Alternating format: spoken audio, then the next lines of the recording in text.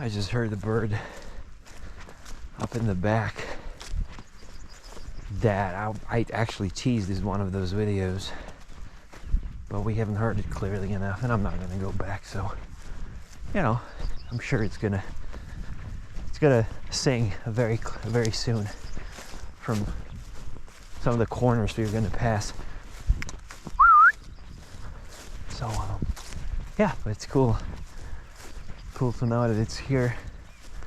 Actually, it was one bird that was on the feeder on our garden, and it was there for a long time. I think like a month or month and a half, maybe 2 months even, and it was spending winter there apparently, which for that species is quite rare. There are some species that just overwinter, then don't generally overwinter. Draco, tady jdeme. But sometimes they do.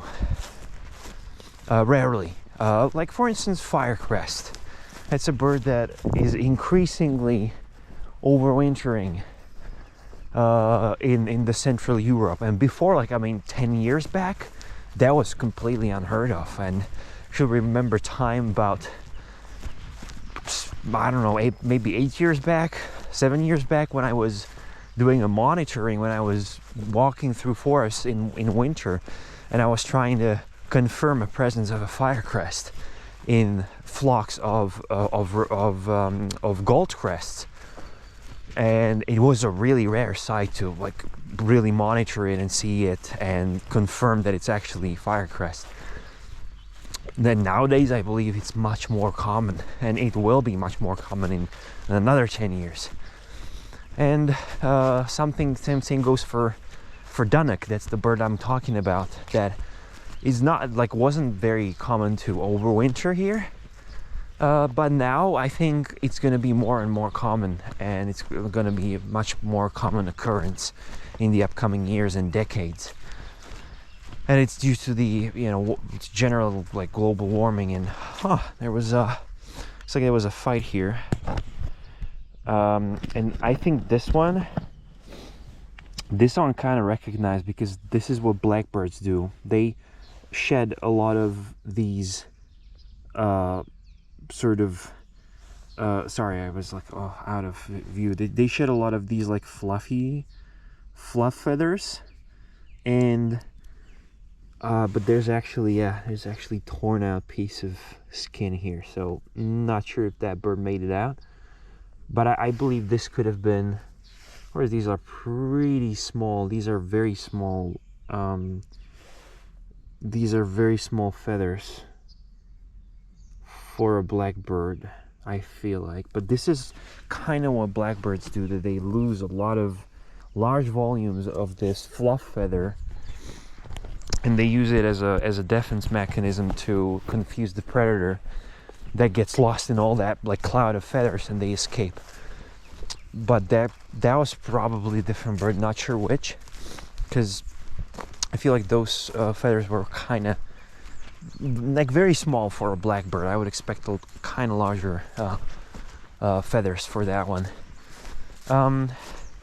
So yeah, it's due to the global warming and due to the climate change. That's going to be much more common now, that birds that simply didn't overwinter before will start to overwinter, because not flying to their wintering grounds will gonna save them a lot of energy, and the risk of potentially, see that? It's probably a buzzard. Might have been feeding on that deer there. We're just gonna go check up on it. What I was gonna say, I was talking about the wintering. So for the bird to stay over winter is less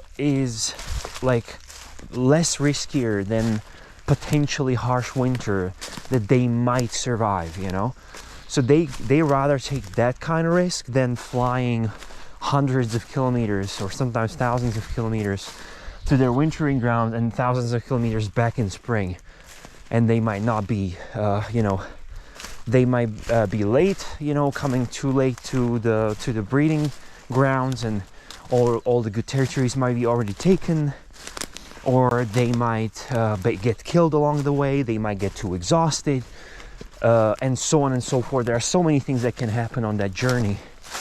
But if they stay here and they make the winter, then they're here the first. When the spring starts, they're already here. And holy fuck, it's no longer here. I mean, what?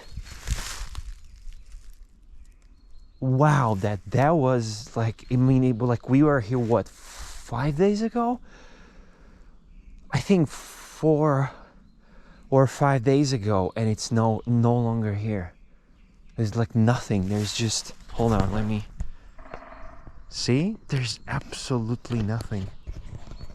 I think Drake is trying to find something back there, but there's nothing at all. There's just fur. Man, wow. I mean, I expected at least some bones, or like a skeleton picked clean or something, if anything, but there's nothing at all. Wow. Well, that is something for sure. I did not expect that. I was like, well, we're gonna come here in like 2 weeks and see how the how the process of like decomposition processed and progressed, and there's nothing. There's just no body anymore. So wow, okay. Well, Draku, pojď, tady jdeme. So when you as a bird, when you risk staying over winter and you make it, through that winter, and it's a winter like this, for instance, this winter was incredibly mild. And if you risk staying here and then you get this kind of winter, you win the lottery basically, because then when the spring hits, you're already here and you can pick the best possible territories you can. There's no competition, because all the birds that left for wintering grounds, they're like way back in somewhere in south, and they still know here, still on their way. Shup, deme. And you won, and you can pick any territory you want. You can hold it, and then all those birds, like exhausted, are gonna fly in from their wintering grounds and from their migration, and they're then gonna start, and you got a crazy head start, which is gonna give you a great advantage. And again, absolutely best territory. That, I mean, doesn't mean that you can hold it for the rest of the spring, but still amazing advantage, and you don't waste your energy on that entire perilous journey. Although a very harsh winter can come and you can die. So I mean, it's kind of a, what's gonna be, where Draco. So I gave him a treat and he ran back. I mean, come on, Drake. That is a cheap trick. Gave him a treat that he came back and then he went back there. No pojď ty. Come on, man. Tady jdeme. No pojď. No pojď. No. Well. So yeah, it's a 50-50, but with the global warming and climate change, I think more and more birds will risk it simply and realize, oh, maybe there is no point in flying south, because why would we? I mean, it's warm here throughout the winter, and it's bearable. Of course, not every species is able to do that, because they have such a specific feeding habits that they simply wouldn't survive over winter, and they still have to make that journey. But maybe some birds even can fly. They can fly like a shorter distance. They don't have to fly that far, for instance. So that's another thing that can happen. And sometimes they're things happening due to even due to the human activity, that the migration pattern might change entirely. And I'm gonna talk about that a little later, because I wanted to tell you that just a little thing, that the Dunnock that was on the feeder was there, but it might have been a local Dunnock, but also, and I've talked about that in one of those other videos, that I wanted to say something about the gray tit, a fun fact, but I'm going to cover it in some other video. And that's the thing, the birds on the feeders that you see, for instance that Dunnock or any other bird really, like the tits. And hold on, finally carrying a napkin with me, so I'm gonna just clear my nose. Hallelujah. Oh, this feels good. Oh my God, to be able to breathe. Oh, fuck. Oh, okay. Yeah, because I've been walking these past couple of, I would say even weeks, without a napkin like an idiot. And I didn't want to sniff. I didn't want to, you know, annoy you. So my nose was like congested and full, and I couldn't breathe properly, and breathe sucked. And I don't know why I didn't take that napkin. It's like with the glasses, you know. It's like I could take the glasses, but of course I don't take them because I don't know what. I guess it's the morning, you know, and I'm like trying to get out as soon as possible because I don't want to keep up Drake from, you know, peeing and doing his thing and all that. So I just like dress up and pick the camera and go. And I don't take glasses, I don't take napkin, but fortunately I placed the napkin in my pocket last evening, and that was a smart move. So now I have a clean, clear nose and I can breathe. Oh yeah. So the thing is about the birds on your feeder is that you think, oh, these are the, you know, gray tits, and or might think that, oh, these are the gray tits and blue tits, you know, that then come and nest somewhere here and they stay over spring and so on and so forth. But the fact is, your bird feeder is like you know, that place where like a shrine, no, it's not a shrine, but a place where a pilgrimage sort of hotspot. So if you go to that, you know, this favorite pilgrimage route, what is it called, St. Jacob's something, you know, everyone's everyone's walking that one to Santiago de Compostela, you know, that one, this whole pilgrimage thing.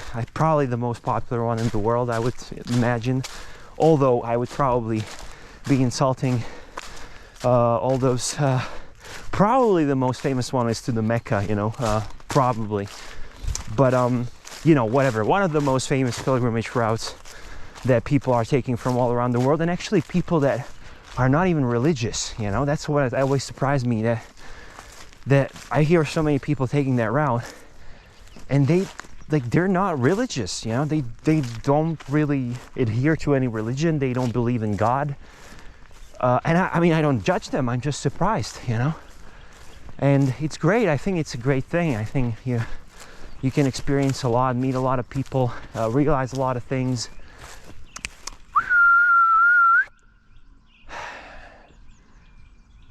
What is Drake up to today? Oh, we can maybe go there another time. Maybe some discovered something there.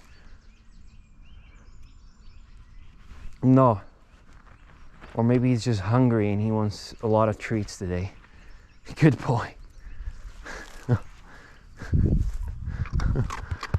So I think it's a great thing to take that pilgrimage, don't get me wrong. I probably wouldn't do it for the reason that it's overly popular, and I have a natural dislike for anything that's way too popular.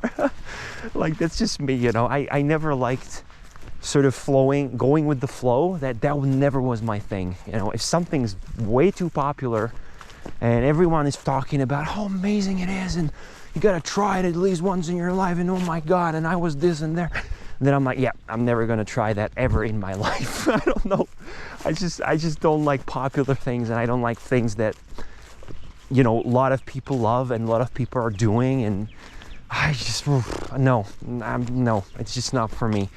And not only that, but also I'm not religious. That's the thing, I'm not, you know. And I don't want to talk about God and religion and politics and whatever. I mean, these videos are not about that.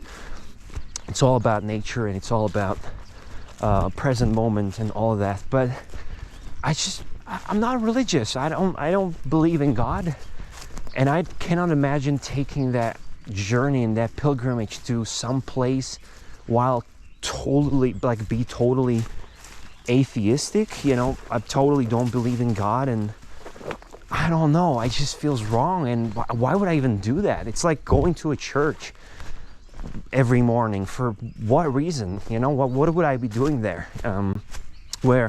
When my church is in the forest, you know, that's my church, and my God is all around me. Like this here is God, you know, and the grass is God, the moss is God, everything is God, and not, you know, because it's nature. And that to me is quote unquote God. But again, I'm going too much into the religion thing. But I wouldn't take that pilgrimage just because of that reason. I'm not religious, you know. And I don't need to go to Santiago de Compostela to, like, I've come to some wondrous conclusions about my life and about the universe. And I don't know. I'm not taking that experience from anyone. I believe it's amazing, and I'm like totally supporting everyone who's going for it. I'm just stating the reasons why I wouldn't. And meeting the people there, that, you know, I'm pretty sure most of them will be religious, and I cannot hear that talk about God, and I cannot, you know, I got a problem with it. I'm gonna admit, I'm not only don't believe in God, but I'm like borderline annoyed by anything religious, you know, and religion related. So yeah, that's just a little fun fact about me. But anyway, like why I even started about this whole thing is that your bird feeder, by the way, there's a coltid. This right above us is a coltid. Quite distinctly different from a gray-tit, because it's much higher pitched, and it's like the sound is like pinching almost. Like it doesn't sound as round and straightforward as a call of a gray-tit. It's faster, more high-pitched, and it's pinching those notes, or sneezing almost those notes. So that was a coltid. But your bird feeder is sort of like a pilgrimage hotspot, and that's why I started about this whole pilgrimage thing. And the reason for it being that those birds that you see there, they're not from around. Most of the time they'll probably not be from around, and they'll be from Scandinavia, from Netherlands, from Germany, from Poland, from, you know, Bulgaria, like you name it, you know. They're going to be from all around the place, from all around Europe. Sometimes they can be even from much further away, and they will be coming to your feeder because they are, for one, they're moving, they're migrating. Even if you see gray-tits throughout the winter here, that doesn't mean that's our population. Even the birds that do not like migrate, like with a big M, like they go south to Africa or something, they still move in the winter, and they still move regionally. Some birds might go a little more south in the country, you know. They might just go south to somewhere, you know, more south within the country. But some might just go a little more south in Europe. So the whole population kind of moves more south. So for instance, the birds that you see on your feeder might as well came from Sweden or Norway or Finland or something, you know, or the Baltic region, you know. That's very common, I think. And they are not the gray tits that will then take a spot in your bird box, in the nesting box that you have in your garden. Those are the birds that came here to escape the very harsh winter of the north. and just be in this mild winter and enjoy it here, and then move back north once the spring hits. And the birds that you know and see throughout the year, even though of course they look the same, they are probably spending their winter in, I don't know, North Italy and South Germany and God knows where, you know, but just not here, or just not where you are currently. And that's a little bit of an interesting piece of info about migration and birds, that you might say, oh, but these birds don't migrate and they don't fly south. But in fact they do. And even the birds that you see from the most harshest of weathers, they might not be from around. They might be the birds that normally endure the harsh winter of the north, of like Norway and Sweden. And here, this winter for them is like a walk in a park, you know. It's like totally cool. And sometimes when the winter in the Scandinavia and in the northern parts is extremely harsh, you can even see some birds that normally don't even go from there, don't even migrate from there. Like for instance, sometimes it happens with waxwings. They do, and they migrate in droves, and you have thousands of them here all of a sudden, because there's a harsh weather in the north, and there is a scarcity of food, and suddenly they gotta move, and the whole population's gotta move, and you've got thousands of waxwings when you don't see any waxwing for years, and all of a sudden you've got hundreds and thousands of them everywhere. So that sometimes happens too. And it happens with fieldfares, and it happens with a lot of other birds as well. And that's just a little interesting piece of info. And that Dunnock that I was talking about on the feeder that was staying here might have been from the north, might have been from God knows where, you know, Scandinavia, who knows. But also it might have been a local bird that decided to stay for the winter because it was mild. But I think it's slightly unlikely, but definitely not impossible. As well as it's not impossible that the great-its you see on your feeder, that one of them or two of them might be from the local birds, actually, local birds that decided to stay. But that's just a little piece of info. And I was also gonna cover, and I mentioned that sometimes human activity can change migration patterns significantly. And that actually happened multiple times in the past.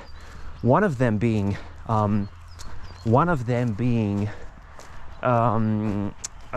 for instance, storks, that due to huge landfills in Spain change their migration pattern to fly over winter to those landfills and spend their winter on those landfills. I mean, Google storks landfills and you're gonna see pictures of like thousands of storks covering landfills, and they spend their winter there eating trash and then moving back to spring, moving to Europe back in spring, because it's just like, I mean, it's close. Spain is right there, you know. You don't have to fly all the way across the sea or all the way through Spain. Oh, actually not across the sea. They have to get through Spain and through the Gibraltar, the spot where there is a shortest distance between the lands, between the two continents. So they get to go through there. But why wouldn't they stop here? I mean, there's giant piles of food for us the whole winter. Why would we go all the way to Africa and risk all that, you know, like being shot, being killed, being exhausted and dying out of starvation? Why wouldn't we just stay here? And they did exactly that.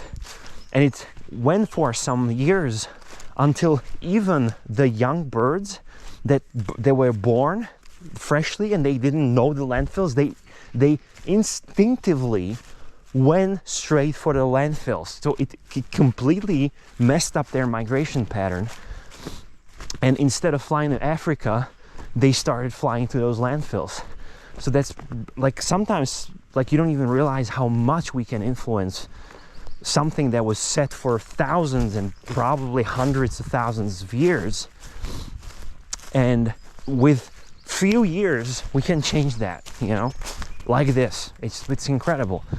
And another thing that is very interesting is a migration pattern that changed for a Western population of a blackcap That is a bird that we haven't heard yet because it's still somewhere in their wintering grounds, and it's gonna probably fly in quite soon. I would say in a week we might hear it. And that is a very, very interesting story. But I'm not sure I'm gonna be able to cover it. I'm sorry, I'm gonna have to play Mr. Cliffhanger here because we're pretty much at the end. And it's not a long story, but it's like very interesting, and I want to like cover it in detail. So hang on to that one, and I'm gonna explain it and talk about it in the next video. I'm definitely gonna do that. Don't worry, I'm not gonna keep it away from you for like 3 videos or something. I'm gonna really cover it. I'm gonna cover it tomorrow. So hang on to that. Blackbird, very interesting change in their migration pattern due to human activity. And not only that, by the way, there's some other fascinating things about that story that are totally mind-blowing, at least to me. So yeah, stay tuned. Anyways, I'm gonna sign off now.